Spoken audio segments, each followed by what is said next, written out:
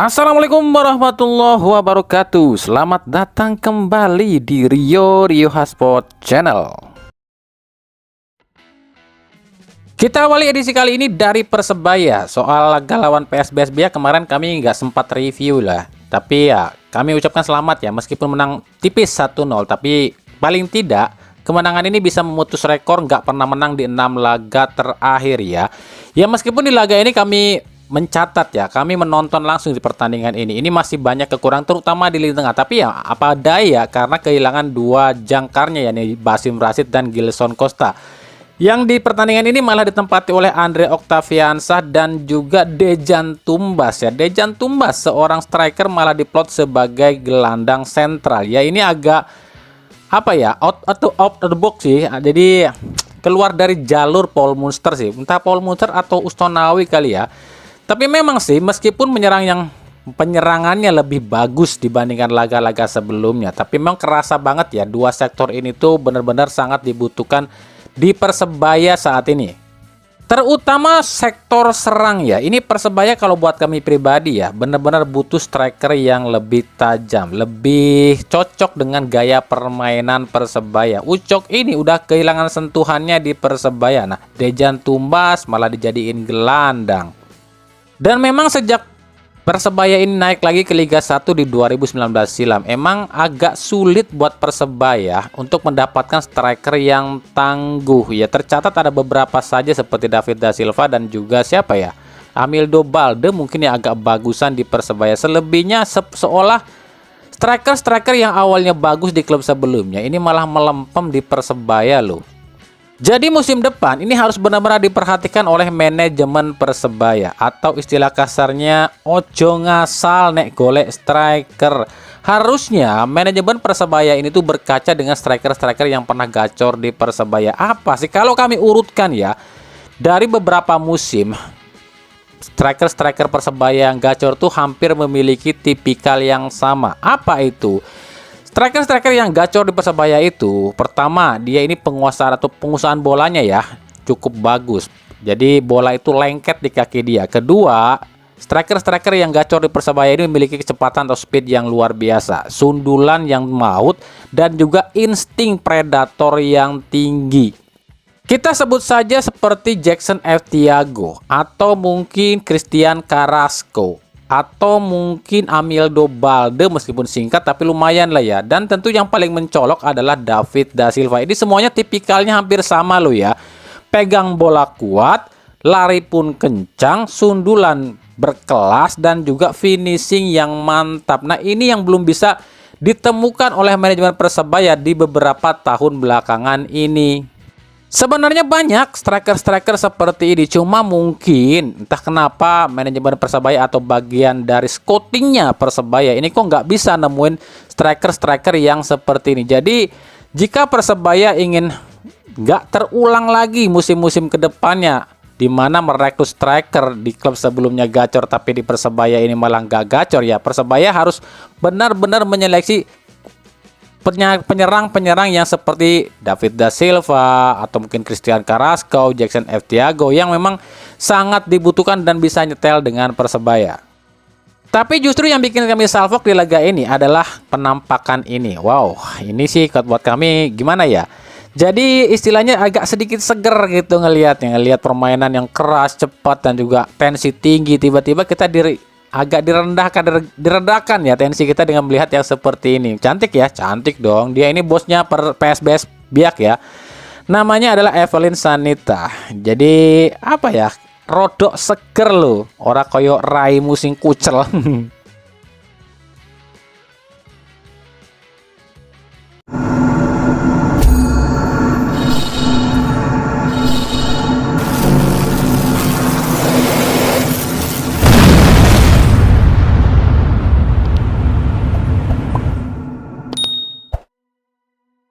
Sebuah rekaman video memperlihatkan sepasang remaja yang tengah menyaksikan pertandingan Liga 1 antara Persija Jakarta melawan Persib Bandung di Stadion Patriot Bekasi pada Minggu sore mengalami tindakan pemerasan oleh oknum tak dikenal. Video ini pertama kali diunggah di akun @wargagadingserpong.gs. Dalam keterangannya, si pelaku yang berbaju hitam ini mencekik korban yang pria dan mengancam dengan senjata tajam, serta mengancam akan menganiaya pacar si pria ini jika tak mau menuruti permintaan si pelaku, yakni memberikan sejumlah uang dengan sistem transfer dan harus menunjukkan bukti transfer kepada si pelaku. Hingga saat ini belum ada konfirmasi apapun dari pihak-pihak terkait, baik dari pihak si korban maupun dari pihak yang berwajib. Aduh, apakah sudah separah ini kondisi sepak bola kita? Bukan sepak bolanya yang parah sih, tapi pelakunya dan penonton serta supporternya yang parah. Stadion itu harusnya jadi tempat yang ramah loh untuk supporter, bahkan untuk wanita dan anak-anak, bukan malah jadi tempat aksi kriminalitas. Dan artinya apa lagi, yang namanya kriminalitas itu nggak memandang tempat dan nggak memandang siapa yang akan jadi korban. Mungkin aja kan si pelaku dan si korban ini sama-sama supporter Persija. Meskipun ada yang mengklarifikasi katanya pasangan itu memang adalah pasangan bobotoh dan di Tribun Barat, dan katanya korban sudah merelakan duit 500.000 dan HP-nya daripada mobilnya dirusak. Lalu apakah yang seperti itu dibenarkan? Mau itu bobotoh, mau itu Jackmania yang jadi korban, tetap aja kriminal namanya. Aneh ya, ada aksi kriminal malah dilegalkan atau malah dilindungin. Nah, adanya peraturan jika pihak kepolisian nggak boleh masuk ke stadion ini mengakibatkan atau menjadikan celah bagi para pelaku kriminal ini dalam melancarkan aksinya. Lalu apakah peraturan polisi yang nggak boleh masuk ke stadion itu salah? Ya, kalau pendapat kami pribadi, dengan banyaknya aksi-aksi kriminalitas dalam stadion dan juga aksi-aksi anarkisme dalam stadion, kenapa polisi nggak boleh masuk ke stadion? Ya dibolehin aja lah, asal polisi itu jangan bawa senjata yang berbahaya seperti gas air mata, senapan berpeluru asli, dan lain-lain. Nah, jika hal-hal seperti ini nih diketahui oleh dunia luar atau dunia internasional, bukan gak mungkin loh ya ajang-ajang berbasis internasional yang sediogianya akan digelar di Indonesia ini bisa dibatalin loh, karena dianggapnya Indonesia ini gak aman bagi penonton. Lalu dengan banyaknya kejadian-kejadian seperti ini, siapa yang bertanggung jawab atas aksi-aksi seperti ini? Wahai federasi.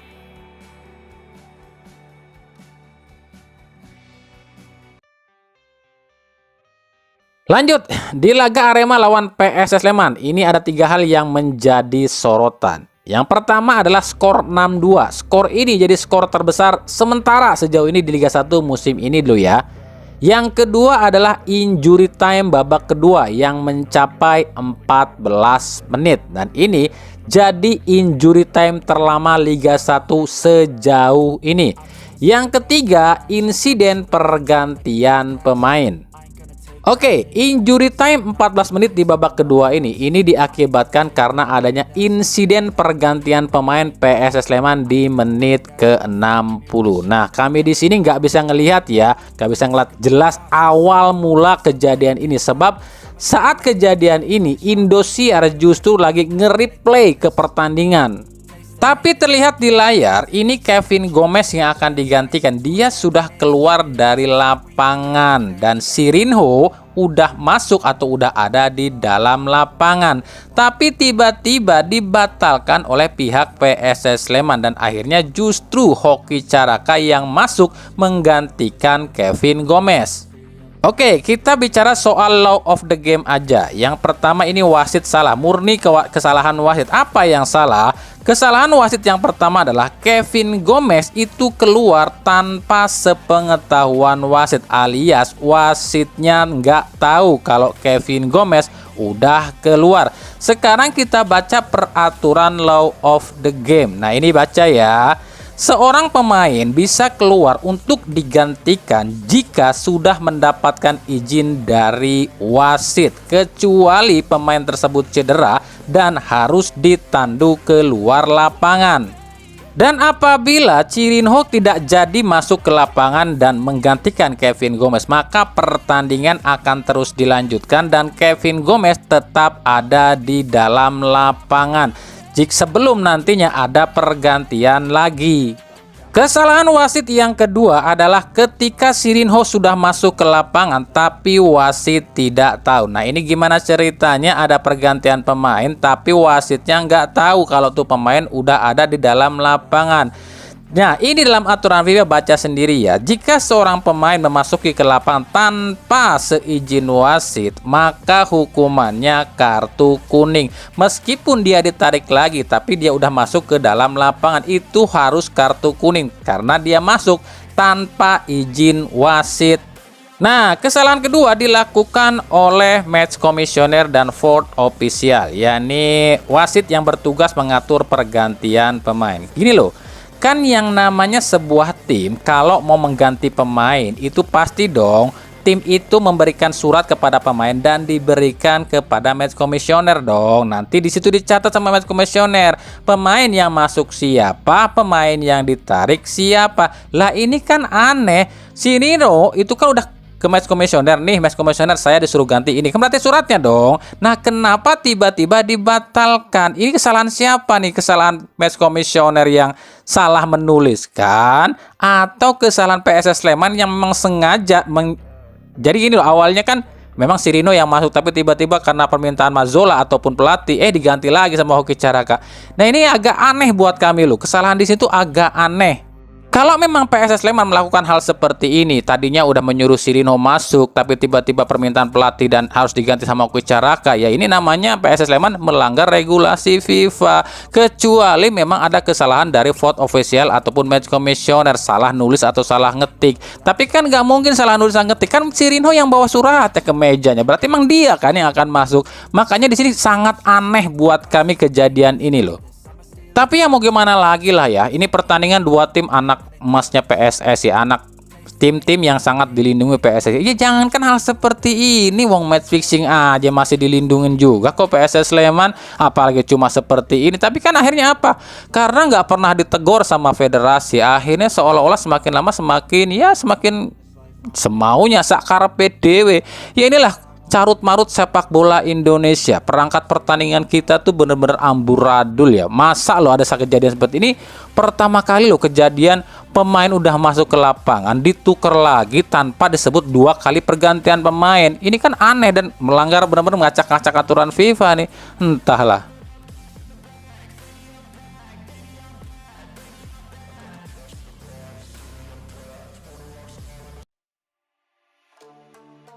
Lanjut ya, manajemen Persib kabarnya akan melakukan investigasi dan mengumpulkan bukti-bukti terkait adanya kasus, yakni pelemparan yang menimpa Tyran Delpino. Jika bukti-bukti ini sudah tercukupi, maka akan dimasukkan ke dalam laporan ke LIB dan Komdis PSSI. Yang artinya mungkin saja Persija akan didenda lebih berat. Persija didenda, Persija dihukum. Masa sih? Ya kita lihat nanti aja. Apa sih kira-kira hukumannya? Ya nggak yakin sih kalau kami mah. Sementara dari Persija ada ucapan dari mantan ketum Jackmania, Ferry Indra Syarif. Gue yang ngambil ya, tapi mereka udah di sana. Nah, gue ketika mereka di sana, gue tanya satu-satu, ternyata memang mayoritas bobotoh. Dan mereka sendiri bilang bahwa ada 200 bobotoh yang ada di dalam. Ada 200 mereka bilang. Mungkin bisa dari komplimen sponsor mereka dapat, kan bisa aja gitu. Tapi itu umum lah, The Jack juga banyak yang ke Bandung bandal biasa. Itu menurut gue sepak bola gitu. Sepak bola rivalitas ya begitu gitu. Tapi ya maksud gua, kita nih yang jangan panik, jangan terus berlebihan menanganinya, akhirnya nggak ada solusi gitu. Jujur gue suka nih dengan orang yang satu ini. Ini orang lebih fleksibel ya, lebih humble dan lebih dewasa dibandingkan ketum Jackmania yang sekarang. Dan emang betul apa yang diucapkan oleh Bung Ferry. Ketika di Bandung pun tetap ada kok Jackmania yang hadir dan itu hal yang wajar. Sebab akan sangat sulit mencegah supporter yang datang ke away. Emang gampang nyegahnya. Tapi ketika ada supporter away yang datang, apakah harus dengan cara seperti itu, dengan cara kelakuan seperti itu menghadapinya? Kan enggak, itu benar apa yang diucapkan oleh Bung Ferry ini. Dan Bung Ferry ini lebih pintar dari Diki Sumarno. Sebab kita tahu loh ya, Tiket yang didapatkan oleh supporter away itu mungkin saja ada tiket komplimentari. Masih ingat dong dengan tiket komplimentari? Tiket ini cuma dicetak khusus untuk PSSI, LIB, broadcast, serta official klub dari tim tamu dan tim tuan rumah. Pertanyaannya, jika benar supporter tim tamu bisa masuk ke stadion pakai tiket komplimentari, berarti emang ada yang sengaja dong ngejual dan ingin ada supporter away yang datang, bener dong. Nah, siapa tuh yang ngejual? Ya otomatis yang jadi tersangka utama tentu saja PSSI dan LIB. Kenapa demikian? Sebab kalau ada supporter tim tamu yang datang, udah pasti tuh 50 juta di kantong Komdis, 25 juta dari tim tuan rumah, 25 juta dari tim tamu. Bener nggak? Selain faktor keuntungan akan dapat duit dari supporter away atau denda supporter away, ini pun akan jadi keuntungan lagi nanti buat kedepannya bagi LIB dan Komdis. Kalau terjadi keributan seperti ini, otomatis nanti PSSI kan akan cabut larangan away nih. Akan bilang kayak gini nih, ya gimana kami mau izinkan supporter away? Wong sekarang aja masih ribut kok. Padahal kalian sendiri yang bikin keributan ini. Paham kan yang kami bilang? Jika yang namanya sepak bola Indonesia itu 70%-nya politik, 30%-nya baru sepak bola. Tiket komplimentari itu kan punyanya PSSI, LIB, Indosiar, dan petinggi klub. Dijual sama oknum-oknum ini ke supporter tim tamu. Kalian mau nonton bola nih, mau away ya? Gak bisa beli tiket ya? Kita ada tiket nih, tiket spesial lagi. Gak perlu dicek lagi atau diperiksa lagi di stadion. Udah aman, ini punya kita kok. Dibelilah sama supporter tim tamu yang otaknya emang setengah dan berpikiran seperti ini. Asik, kita bisa away deh nih. Padahal supporter yang beli tiket itu lagi dibegoin sama petinggi-petinggi tadi. Ini orang-orang yang punya tiket komplimentari yang ngejual ke supporter away pasti mikir gini dalam otaknya, makan tuh, gua begoin kan, udahnya gua dapat duit jual tiket. Kalau lu datang ke stadion, klub lu akan didenda sama gua. Itu secara singkatnya. Tapi kami jelaskan ya, ini baru sebatas analisa kami dan investigasi kami aja dan berdasarkan pernyataan Bung Ferry tadi. Jadi memang mungkin benar ya. Istilah supporter bayaran itu memanglah ada. Nah, tujuannya apa sih ada supporter bayaran ini? Jelas supaya supporter away ini tetap datang ke stadion, terus terjadi bentrokan, terjadi keributan, terjadi kerusuhan. Akhirnya apa? Rencana musim depan yang akan mencabut larangan supporter away ini bisa dibatalkan dengan alasan mereka punya alasan. Tuh masih banyak yang ribut, jadi supporter away masih tetap dilarang ya. Dengan supporter away masih dilarang, otomatis pemasukan mereka akan tetap lancar. Ketika supporter away datang, otomatis 50 juta udah di kantong. Itu secara simpelnya. Mafia.